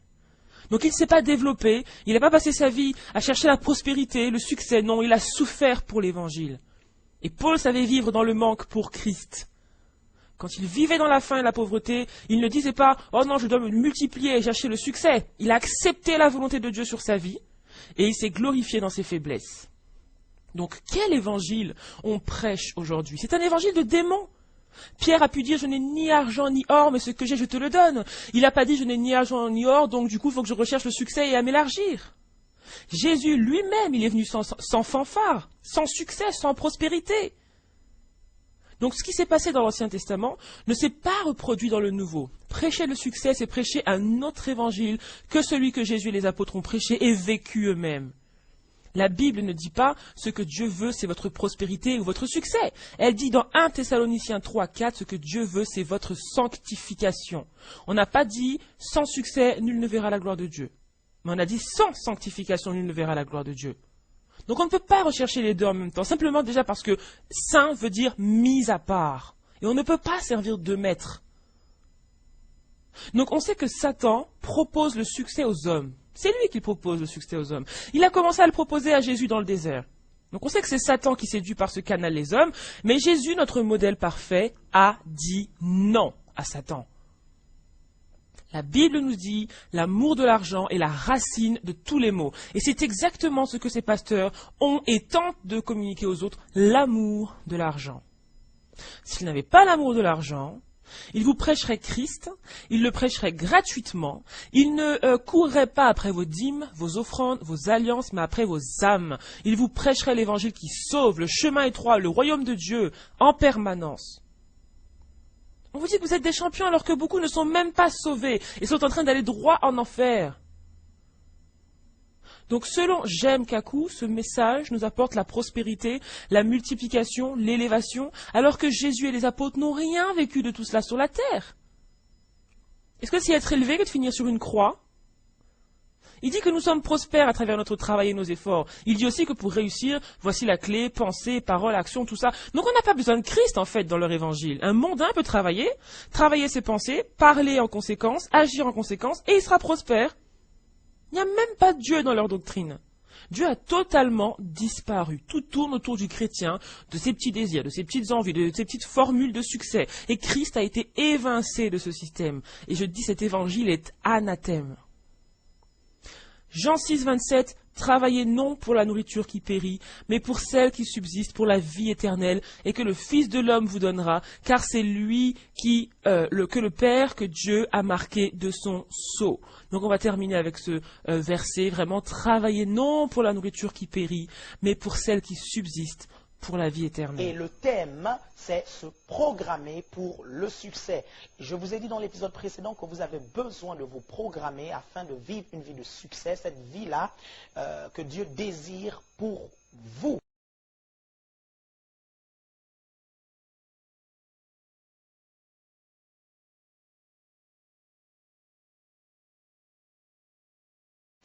J'ai une bonne nouvelle à t'annoncer, mon frère. Si tu renouvelles ta pensée, si tu vois le futur positivement, Dieu va intervenir dans ta vie en fonction de ce que tu as pensé ou imaginé. Il faut tirer du logos un rhéma. Because from the logos you need to take a rhema. Dès le moment où vous avez le rhéma, And as soon as you have this rhema, cette assurance, this assurance, cette conviction this conviction, qui envahit votre esprit, which just overcomes your spirit, selon laquelle ce verset-là, il est pour toi. according to which it says that this verse is for you, Et tu peux t'en accaparer et l'appliquer dans telle and you situation. can take it and apply it in this situation. Dès le moment où tu l'as, From the moment that you have it, bien aimé, quel que soit ton no problème, matter what your problem is, il y aura la solution. there will be Alors ce pasteur dit, il suffit de choisir un verset dans la Bible et de l'appliquer dans sa vie et automatiquement les problèmes vont se résoudre. Ce qui est très subtil parce qu'il sait déjà premièrement que En allant dans la Bible, on peut prendre n'importe quel verset, le sortir de son contexte et lui faire dire tout et n'importe quoi. On peut lui faire dire ce qu'on veut parce qu'il est pris hors de son contexte. Un verset peut être une petite phrase qui n'a rien à voir avec ce que nous sommes en train même de traverser dans notre vie, mais il suffit de l'apprendre et de l'appliquer comme le pasteur le dit, et cela va magiquement résoudre les problèmes dans notre vie. Nous devons noter déjà que cela est anti-biblique. Deuxièmement, il ne parle pas de prière, c'est-à-dire la notion de prière est complètement inexistante. La notion de volonté de Dieu est complètement inexistante. On ne cherche pas la volonté de Dieu, on ne cherche pas à marcher selon l'Esprit de Dieu.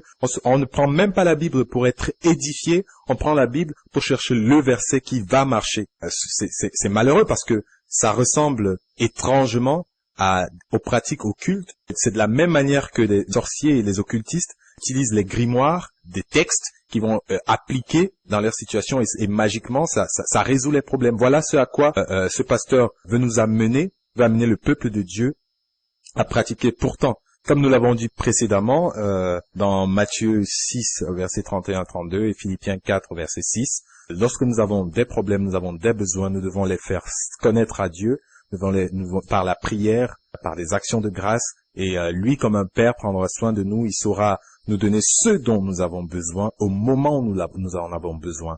Donc nous n'avons pas besoin d'utiliser des versets, de pratiquer des mantras bibliques pour obtenir par la force ce dont nous avons besoin. Dieu est là et nous devons lui soumettre nos demandes. Lui seul, qui est souverain, saura comment est-ce qu'il va y Ne soyez répondre. pas abattus parce qu'on vous critique. Don't be discouraged. Parce Don't qu'on ne be critique que beaten les stars. when you're criticized.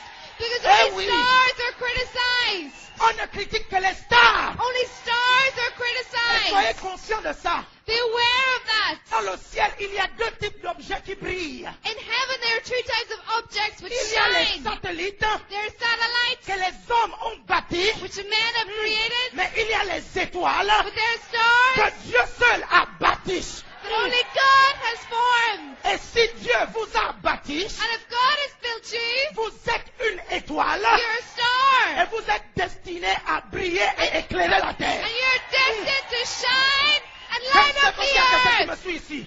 Does someone follow me Oh, here? dis à celui qui est à ta gauche, à ta droite, un champion ne se laisse pas décourager. Say this your left and right. A champion is not discouraged. Oh, programmez ça. Program yourself. Assois ça dans votre Vous voyez, savoir. frère, lorsqu'on se lance dans des fausses doctrines, on est systématiquement soumis à l'esprit de l'Antéchrist.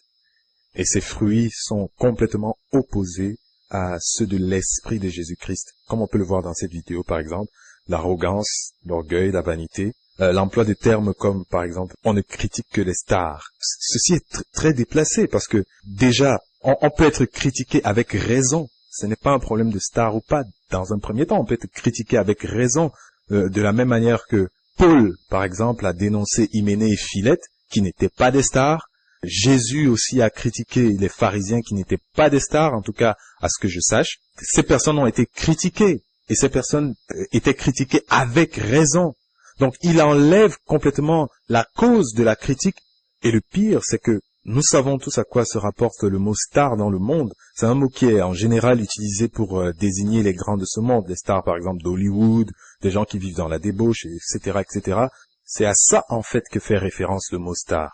Nous allons voir dans la parole, dans le chapitre 1 Jean, chapitre 4, verset 1 et le verset 5. Le verset 1 dit, « Bien-aimés, n'ajoutez pas foi à tout esprit, mais éprouvez les esprits pour savoir s'ils sont de Dieu, car plusieurs faux prophètes sont venus dans le monde. » Et le verset 5, « Eux, ils sont du monde, c'est pourquoi ils parlent d'après le monde et le monde les écoute. » Romains 12, au verset 3, « Par la grâce qui m'a été donnée, je dis à chacun de vous de n'avoir pas de lui-même une trop haute opinion, mais de revêtir des sentiments modestes selon la mesure de foi que Dieu a départie à Soyez chacun. grand.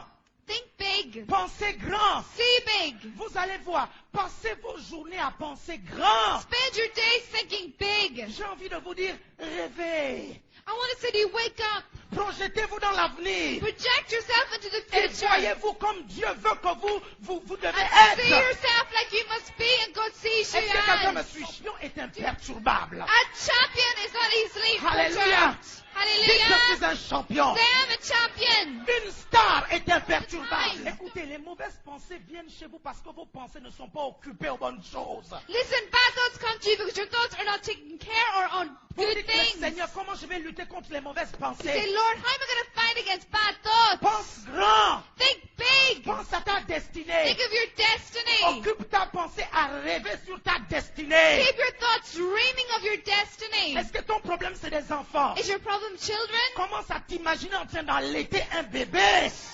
Start thinking of weaning or feeding a Est-ce que baby. ton problème, c'est le mari? Is your problem a Commence husband? à t'imaginer avec un homme ici à l'église et une musique de fond. Pam, pam, param, pam, pam, param.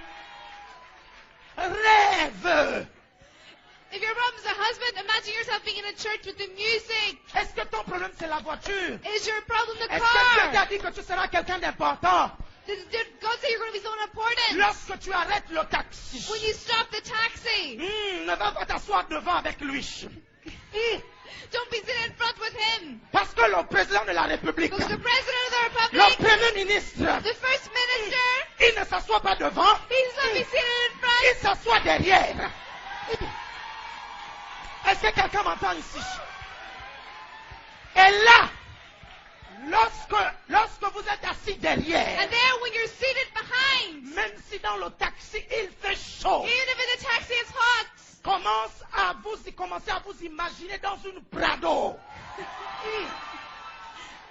imagine s'il yourself fait in chaud. a Prado, even if it's hot, Même s'il fait chaud, even if it's hot.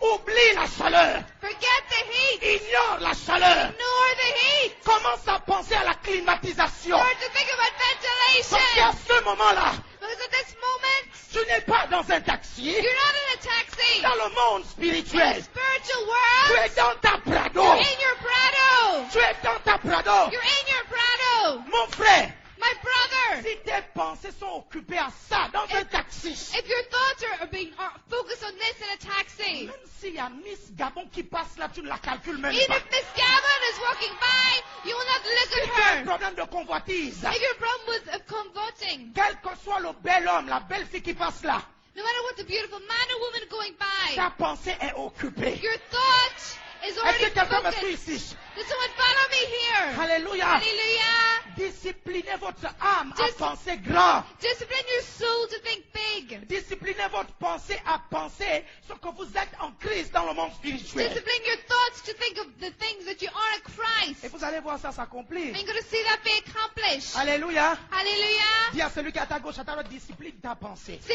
to your neighbor tonight, discipline your thoughts. C'est pourquoi je suis imperturbable. That is why I'm not easily disturbed. Lorsque je monte dans un avion, When I get into a plane, bien aimé, parfois j'ai l'impression que je suis bizarre, pasteur. sometimes I have the impression that I'm bizarre, Pastor. Je suis dans un avion. I'm in a plane. J'ai l'impression que le pilote là qui pilote, c'est mon pilote à moi. I imagine that the pilot in the plane is my own personal C'est pourquoi je pilot. me mets à l'aise. That is why I'm at ease. Une fois, un footballeur de notre église m'a invité suivre un de ses matchs. One time a footballer invited me to go to follow one of his matches. Et là, il m'a mis à la tribune présidentielle. Erreur. And there he left me at the presidential seating area. Il ne m'a pas mis au Shabbat. He didn't leave me behind. Il m'a mis là où le président s'assoit souvent. He left me there where the president is seated. Là où les VIP s'asseyent souvent. The VIPs are seated. Quand j'ai reçu ce billet, When I received the ticket, j'ai regardé. I looked Je lui ai dit, frère, tu as compris. and I said, brother, you've understood. Je suis allé m'asseoir. And I was seated Je te dis, pasteur, and I'm telling you, Pastor, c'était le stade de Rennes. it was Rennes Stadium. Pendant que ces 50 000 téléspectateurs se levaient pour crier à cause d'un but. And when the 50 million people stood up and shouted because of a goal, Moi, je m'imaginais en train de libérer une parole puissante et des gens autour criaient à cause de cette parole puissante.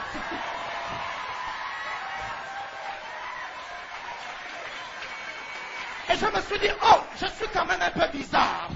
and I imagined myself and saying a powerful word and these people jumping up for me. Pendant tout le match, During the whole match, pendant que les supporters criaient, while the supporters were crying, shouting, moi j'étais convaincu I was convinced qu'ils criaient parce que j'étais en train de prêcher la parole. Je vais prendre un extrait d'un article qui est paru sur le blog de Il revient bientôt, qui décrit assez aisément et clairement la situation catastrophique de nos assemblées. Je cite, « Les églises sont devenues des rendez-vous de psychanalyse collective au centre desquels un homme, quelquefois éloquent, manipule un manuel appelé Bible, inconnu du grand public. Public qui écoute sagement ce qui lui semble être une série de légendes et de récits épiques datant des temps anciens. Ils ne connaissent rien de Dieu, mais écrivent dans leur carnet les recettes miracles de leur guérison interne, financière et sentimentale. Recettes totalement compatibles avec le péché. On ne vient pas à l'église par intérêt pour Dieu, mais par intérêt pour soi, pour son potentiel, pour ses ambitions. C'est de cette manière qu'on a rempli les méga-churches au sein d'un monde en pleine mutation où chacun cherche une place au soleil. Dans l'individualisme le plus assumé, on a créé un Jésus sur mesure qui ne demande rien et qui donne tout, qui satisfait docilement les désirs les plus égoïstes et primitifs et dont la volonté peut être monnayée. Ainsi les églises sont pleines de perdus qui cheminent docilement vers l'enfer, Bible en main, avec des Alléluia puissants et d'étranges scènes de transe collectives en guise de crédibilité.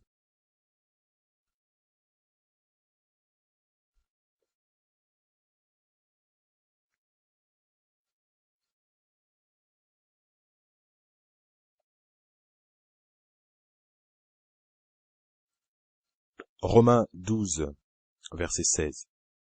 N'aspirez pas à ce qui est élevé, mais laissez-vous attirer par ce qui est humble. 1 Jean 2, 15 à 16. N'aimez point le monde, ni les choses qui sont dans le monde. Si quelqu'un aime le monde, l'amour du Père n'est point en lui. Car tout ce qui est dans le monde, la convoitise de la chair, la convoitise des yeux et l'orgueil de la vie ne vient point du Père, mais vient du monde. Philippiens 2, 4 à 8. Ayez en vous les sentiments qui étaient en Jésus-Christ, lequel, existant en forme de Dieu, n'a point regardé comme une proie à arracher d'être égal avec Dieu, mais s'est dépouillé lui-même, en prenant une forme de serviteur, en devenant semblable aux hommes, et ayant paru comme un simple homme, il s'est humilié lui-même, se rendant obéissant jusqu'à la mort, et même jusqu'à la mort de la croix. Philippiens 2, 20 à 21. Car je n'ai personne ici qui partage mes sentiments, pour prendre sincèrement à cœur votre situation. Tous, en effet, cherchent leurs propres intérêts, et non ceux de Jésus-Christ. Philippiens 2, 3 à 8.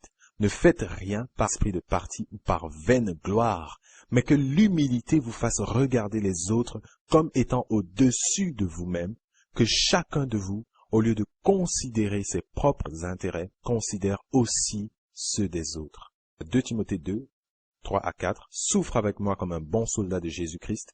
Il n'est pas de soldat qui s'embarrasse des affaires de la vie s'il veut plaire à celui qui l'a enrôlé. Et Philippiens 4, verset 7.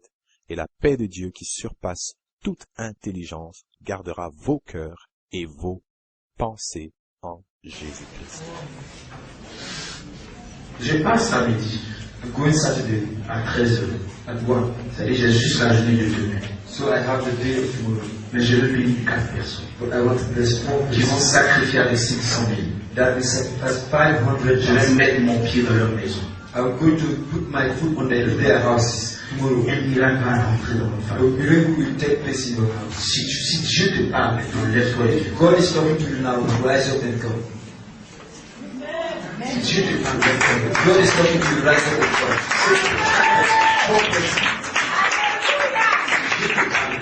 God is talking to you now. Rise up and come. J'appelle Catherine. I'm waiting for a phone call. C'est une femme. It is a woman. Dieu t'a posé pour lui dans ton cœur. God is very good. C'est quelqu'un qui veut bien, force, bien. Il y a des défis qu'il faut lancer. Il y a des challenges that you have to. Il y a des défis qu'il faut. Il y a quelqu'un qui s'appelle, viens quand même. On a dit 4, mais il faut, souvent il y a des bénédictions, il faut forcer. Des assemblées blessées, il faut être forcé cette ligne. Il faut être violent. Il dit, tu dis violent. Je vais rentrer prophétiquement chez vous. I'm going to enter in your house. C'est-à-dire, je ne vais pas rentrer de manière normale. I'm not going to enter in a Je normal vais way. rentrer avec les yeux de l'aigle. I'm going to enter with the eyes of the L'aigle est le symbole, est l'animal prophétique du prophète. C'est-à-dire, c'est le symbole du prophète. Je vais venir avec les animal animaux. of the prophet. Tout ce que Dieu va me révéler, je vais. Anything that God is going to reveal me, I'm going to tell you. Parce qu'il est prêt pour ça. Are you ready for it? Demain, il faut que je les visite, pasteur. Tomorrow I need to see Le the pastor. programme, il faut que je rentre, je mette le pied dans leur maison. I don't want to the program. I need to Juste pour les aider. just to bless them. Je déclare, I declare porte ouverte. open doors, Et miracle. a miracle. Même si Dieu était contre vous, God was à against cause de ces sacrifices, Dieu change de camp sacrifice. God is changing his position. Change de camp. He's changing his position Au nom de in Jésus. the name of Jesus. Amen. Amen. Amen. Amen. Marquez-les, il faut que demain je les visite. Take their names. Si Dieu te parle pour 250 000 viens. If God is talking to you for 250,000, please come forward. Il y a une personne, la personne dit tu ne peux pas 500 000, j'ai 250 000. There's someone that is Il y a quelqu'un, c'est 100 000 qui frappe dans sa tête. There's someone 100,000 Après, c'est tout le monde est venu. come and you all need to come. C'est ce que Dieu te met à cœur de faire. If it is what God placed in your heart, come. Dépêche-toi. Come forward. Dépêche-toi. Come forward. Viens. Come forward. Son sang a coulé. Pourquoi est-ce ça?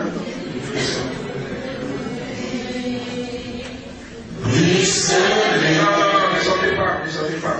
Moi seul, je chante ma chanson. Son sang a coulé. Comme ça, je m'arrête quand je veux. So I can celebrate anytime I want. Amen. Amen. Tu te mets à cœur 100 000. Ça dit ton sang est en train de couler, ça te fait mal. Il y a des personnes, Dieu leur parle d'église. Moi, ça ne me concerne pas, ça concerne ma voisine. Ça te concerne. It is not me, it is my neighbor. It is you. Hallelujah. Dans ce silence, viens sacrifier. Come and sacrifice. Et je vais impacter ta vie. I'm going to impart. Je vais impacter ta vie. I'm going to impart. Tu vas voir ta vie changer. You're going to see the light. Quelqu'un est en train d'entendre 50 000. Someone is here. Qu'est-ce qu'un disciple de Jésus-Christ?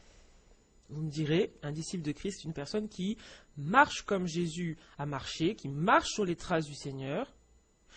D'ailleurs, la raison pour laquelle on va désigner un tel comme disciple d'un tel autre, c'est parce que justement, il mettra en pratique les enseignements de cette personne et les perpétuera.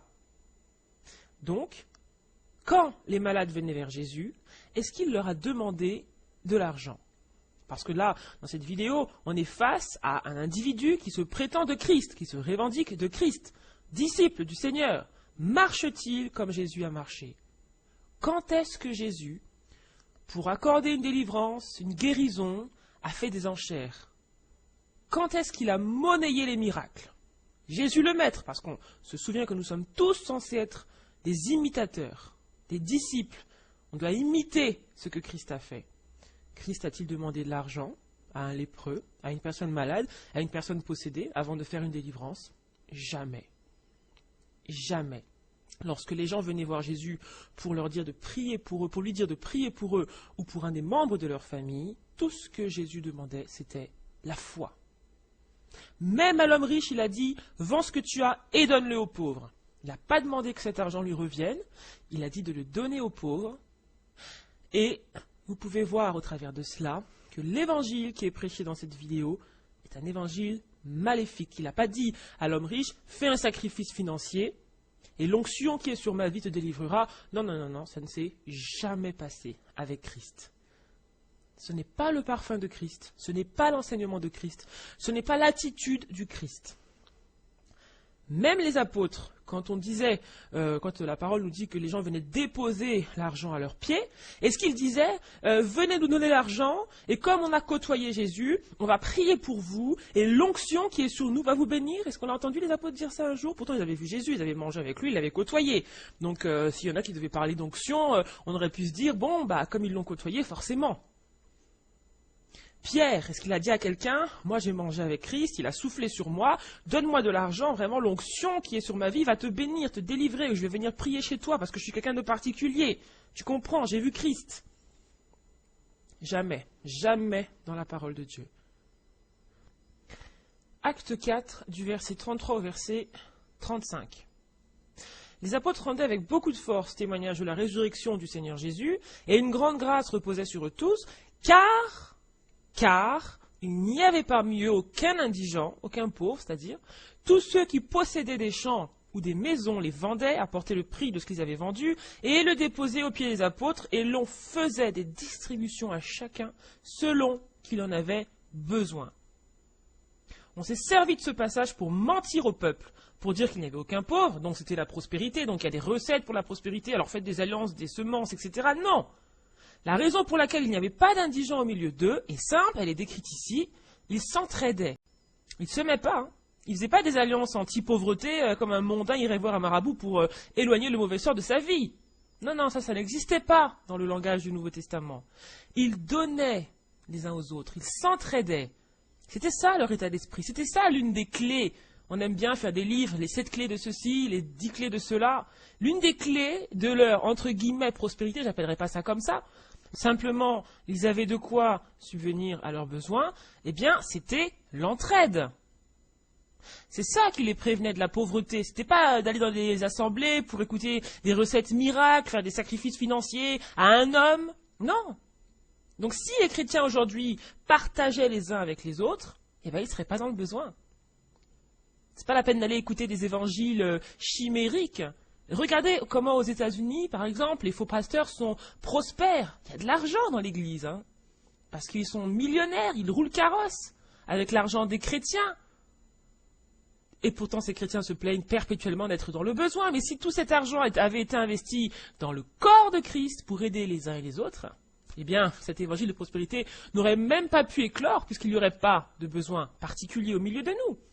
Donc c'est totalement absurde, on a renversé l'évangile, on l'a tordu dans tous les sens, on vous fait courir après des choses dont vous n'avez même pas besoin. Ce dont vous avez besoin, c'est de revenir à la parole et de vivre cette entraide, ce partage, cette générosité. Galates 6 nous dit, Galates 6 verset 10, pratiquons le bien envers tous et surtout envers les frères en la foi. C'est aussi simple que ça, hein. C'est pas la peine d'aller donner 200, 500, 1 million de francs CFA à un escroc. Alors que dans ces assemblées, comme celle qu'on vient de voir, on va donner 500 000 francs CFA à cette personne, mais si un frère de l'Église exprime un besoin, a un blocage quelque part au niveau des finances, est-ce qu'on va sortir cet argent pour lui, sans en avoir d'intérêt en retour? Est-ce que les frères et les sœurs, qui souvent ont des besoins, des difficultés, sont aidés par ces personnes qui font de gros chèques aux hommes de Dieu, entre guillemets? Cet homme-là, il est rentré avec sûrement plus de 4 millions de francs CFA, hein. Donc il y avait de l'argent. Et pourtant, dans ces assemblées, souvent un peu démunies, beaucoup de gens souffrent, beaucoup de gens sont dans les besoins. Donc vous voyez, c'est plus le même évangile, c'est plus le même Christ, c'est plus le même esprit. Hein? Au lieu de suivre l'exemple du maître en s'aidant les uns les autres, eh ben, on aide un homme qui n'est apparemment pas indigent et on ne se soucie pas des autres. On se soucie de soi-même parce que aider cet homme revient à faire un investissement dans notre propre vie. On attend à ce que ça nous revienne. On lui donne ça pour quelque chose qui va nous bénéficier à nous ensuite. Donc les gens ne pensent qu'à leur propre intérêt, non à ceux des sœurs, non à ceux des frères. Tout tourne autour de soi. Et ces 10 heures de bonne aventure, ils vendent du rêve. Le rêve, la fin des problèmes, la fin de ceci, la délivrance. Et pour cette raison, les gens, ils vont faire des investissements dans leur vie. Mais où est cet argent face à la détresse humaine? Où est cet argent quand les chrétiens sont dans toutes sortes de besoins? Pourquoi les cœurs sont-ils devenus aussi durs? On vit ce que la parole nous dit. Hein. L'amour du plus grand nombre s'est totalement refroidi. Pour trouver la charité aujourd'hui, il faut aller à l'extérieur de l'Église, pas dans les églises. C'est dans les associations mondaines que vous pourrez trouver un semblant de charité. Pas dans les églises. Pas dans les églises qui pourtant se réclament ardemment de Christ. Toutes sortes de chansons, de gospel, de chorales magnifiques en chantant Christ, Christ, Christ. Mais dans le fond, regardez ce qui se passe. Donc je suis sûr que les personnes qui étaient dans l'auditoire avaient des besoins et que ces millions-là qui sont sortis auraient pu faire la différence. Mais la compassion, la charité, l'amour ont déserté. Ont déserté les assemblées qui se revendiquent du Dieu des pauvres, des veuves et des orphelins. Est-ce que vous imaginez les apôtres faire des enchères dans l'assemblée du Seigneur pour leurs propres intérêts? Les apôtres, on l'a lu, lorsque on leur mettait l'argent aux pieds, ils redistribuaient à chacun selon les besoins. Ils ne gardaient pas pour eux. Ils ne gardaient pas pour leur prospérité, leur succès et leur rêve de gloire. Ils n'en avaient plus. Il gardait pas cet argent pour s'acheter des futilités matérielles, des beaux costumes, etc. L'homme de Dieu, non. Tout était au service de l'évangile. Donc de telles pratiques relèvent de la synagogue de Satan, ce n'est pas dans la parole de Dieu. Jésus a dit, beaucoup diront Seigneur, Seigneur, et je leur dirai, je ne vous ai jamais connu. Mais comment voulez-vous que Jésus connaisse une église aussi égoïste, aussi méchante, aussi égocentrique, centrée sur elle-même, intéressée aux choses du monde? Si dans nos vies, il n'y a pas d'amour, il n'y a pas de compassion, pas de générosité, on a beau se revendiquer de Christ avec la plus grande ardeur qu'on voudra, mais Jésus ne nous connaît pas. Beaucoup connaissent Jésus, mais lui, il ne les connaît pas. Simplement parce que Jésus et sa parole font un, et là, on se rend compte que la parole a été totalement sacrifiée, abandonnée au profit de rêves, de chimères, d'illusions collectives. Notre vie doit sentir le parfum de Christ, les fruits de l'esprit. Mais là, on a éloigné les gens du véritable évangile. Mais on veut aller prêcher aux mondains. Mais qu'est-ce qu'on veut aller leur prêcher aux mondains? Notre système égoïste et cupide, là, les leçons de générosité et de compassion, c'est eux qui nous les donnent. Alors on va leur prêcher qui? Christ. Il faudrait d'abord le vivre nous-mêmes. Il faudrait d'abord qu'il soit reflété en nous. Faut pas croire qu'ils sont dupes. Pourquoi les mondains ne sont pas touchés par Christ? Parce que nous, souvent, on ne l'aime même pas non plus, tout simplement. Même si on dit Seigneur, Seigneur, il ne nous connaît pas. Donc les gens, lorsqu'on leur apporte Christ, ils ne le reçoivent pas, on ne leur donne pas réellement. Ils ne sont pas stupides. Ils nous voient dans les églises. Les gens s'occupent d'eux-mêmes, se bercent d'illusions. Ils se croient importants, champions, stars, tout ce que vous voulez. Ils voient toutes ces choses-là. Ça passe à la télévision. Ils les voient. Ils voient comment les chrétiens sont indifférents à la détresse qui les entoure. Même lorsqu'ils prêchent la parole à quelqu'un, ils ne l'aiment pas. C'est juste pour l'ajouter à une liste d'âmes gagnées, soi-disant, pour Christ. Gagnées par un évangile totalement corrompu, infecté, charnel, démoniaque. Donc quand vous voyez ce genre de vidéo, vous devez comprendre pourquoi l'évangile ne perce plus. Les mondains voient cela et se moquent. Ils ont de la compassion pour les chrétiens. Ils préfèrent vivre dans leur péché plutôt que de venir servir de proie à des loups voraces et cruels qui n'épargnent pas le troupeau. L'évangile que Paul prêchait a rempli le royaume des cieux. Pourtant, c'était un évangile dur, difficile, contraignant, exigeant. Mais avec cet évangile, le monde a été touché. Une foule innombrable est venue au Seigneur. Il n'avait pas de jet privé, pas de flyer, pas de super chorale pour chauffer la salle, pas de marketing, pas de belles paroles pour rendre l'évangile plus digeste. Il a prêché Christ tel qu'il est. Il a prêché un Jésus qu'il n'avait d'ailleurs jamais vu, mais qu'il avait expérimenté et qu'il servait. Avec puissance, il était devenu un sacrifice ambulant. Il avait renoncé à tout. Il avait renoncé à sa vie. Il n'y avait plus de Paul. Il s'était laissé broyer par Christ. Sa chair était sans cesse écrabouillée pour le Seigneur. Il avait vraiment renoncé à tout, s'intéressait en aucun cas aux poches des chrétiens, mais il acceptait les souffrances en Christ pour que les âmes soient gagnées. C'était un homme de Dieu, entre guillemets, puisque c'est l'expression qui prédomine aujourd'hui. Un homme de Dieu, comme on aime souvent le dire. Mais aujourd'hui, on le dit avec respect pour des hommes qui vivent à des années-lumière de ces modèles-là, des hommes vaniteux, corrompus, qui annoncent un évangile maudit, un évangile de la mort, des 10 heures de bonne aventure, qui aiment le monde et qui ne vous le cachent même pas, pour qui vous n'êtes que des pions, des marionnettes. Ils vont vous traire jusqu'à la dernière goutte et après cette illusion, c'est l'enfer pour ceux qui ne se seront pas repentis. On ne se moque pas de Dieu. Donc on court après les richesses, après les mariages, après la prospérité, et l'ennemi nous tire en dérision à cause de cela. Dieu appelle à la repentance maintenant. L'évangile, c'est de renoncer, c'est pas de convoiter. L'évangile, c'est de renoncer et ce n'est pas de convoiter. C'est être le rebut de l'humanité, c'est pas être une star. Donc pour conclure avec cette vidéo, beaucoup se croient sauvés, beaucoup pensent qu'ils passeront l'éternité avec le Seigneur alors qu'ils sont sur la voie de la damnation. Le Seigneur appelle à la repentance, au retour à la parole, au retour à ce que Jésus a dit, non pas ce qu'un prophète a dit, ce qu'un pasteur a dit. Lire la parole, relire tout le Nouveau Testament, le relire et le relire et le relire, le mettre en pratique, revenir aux fondamentaux, à l'amour, au renoncement, déni de soi, faire la volonté de Dieu et non pas sa propre volonté, marcher avec le Saint-Esprit, c'est ce à quoi le Seigneur nous a appelés. Donc il nous appelle tous à la repentance, à sortir des systèmes, à sortir de l'illusion, à sortir de l'égocentrisme qui est prêché aujourd'hui, à revenir à Christ. Au nom de Jésus.